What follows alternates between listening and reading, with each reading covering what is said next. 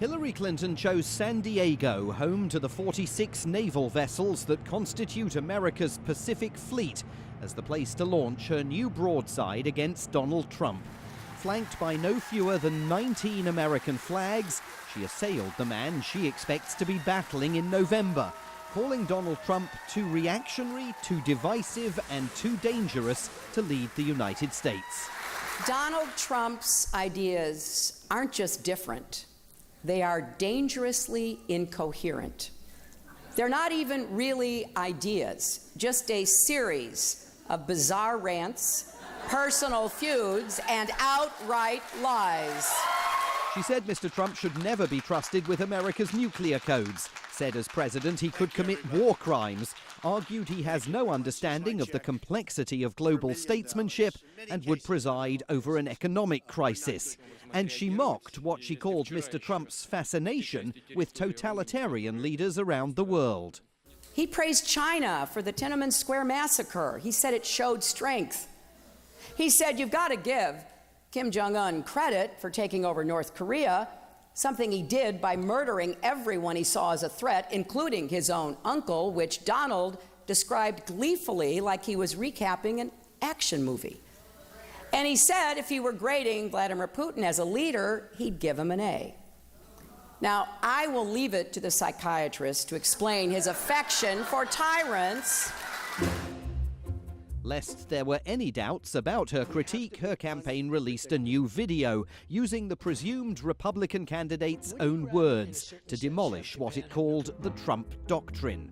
Mrs. Clinton's attack comes at a time when many Americans are only just beginning to decide whether either of the two presumed presidential candidates has the credentials necessary to move into the White House. And at a time when some voices here are urging Americans to be cautious when deciding whom to endow with presidential power.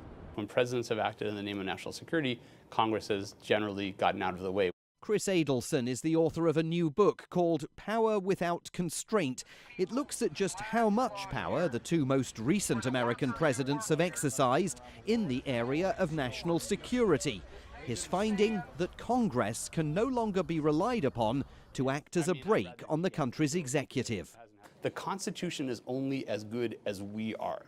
It's not self-enforcing. You need members of Congress have to take an active role, the courts have to take an active role, the press has to take an active role, and Americans have to take an active role. What I mean by that, when it comes to Trump, for example, they should look at what he's saying. Are they comfortable with somebody who's running on kind of a strongman platform? Trust me to do the right thing. ISIS beheads people, so we will waterboard people and do worse than that. Are they okay with that? And the framers of the Constitution, James Madison said the first check on government is the people themselves. And I think that will be tested now. On at least one issue in her speech, Hillary Clinton was unequivocally correct. We all know the tools Donald Trump brings to the table: bragging, mocking, composing nasty tweets. I'm willing to bet he's writing a few right now. He was telling the world it was a bad performance by a woman he always now calls Crooked Hillary. Reading poorly from the teleprompter, he claimed she didn't look presidential. Mr. Trump's own presidential hopes won a slight boost even while Mrs. Clinton was still on her feet. He secured the endorsement of Congressman Paul Ryan, the most powerful elected Republican in Washington. That takes him only one step closer down the path of unifying the party around his candidacy. Simon Marks, Channel News Asia, Washington.